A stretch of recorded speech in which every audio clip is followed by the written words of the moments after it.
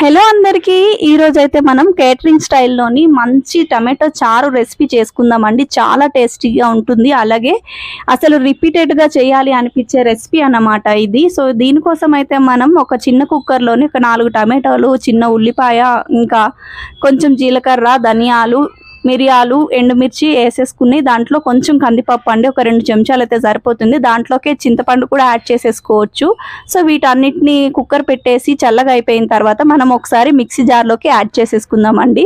So ఇప్పుడైతే వీటిని పోపు పెట్టుకోవాలండి. పోపుకి కావాల్సినవి ఏంటంటే ఎండుమిరపకాయలు, ఆవాలు, జీలకర్ర, కరివేపాకు, ఇంకా ఇంగువ, ఎండుమిరపకాయలు వేసేసి సో మనం తయారు చేసుకున్న మిశ్రమాన్ని యాడ్ చేసేసుకున్నాం. సో మనకు కావాల్సిన కన్సిస్టెన్సీ అడ్జస్ట్ చేసుకొని దాంట్లో కొంచెం ఉప్పు, పసుపు, ఇంకా కరివేపాకు, కొత్తిమీర అన్నీ యాడ్ చేసేసుకుంటే రసం రెడీ.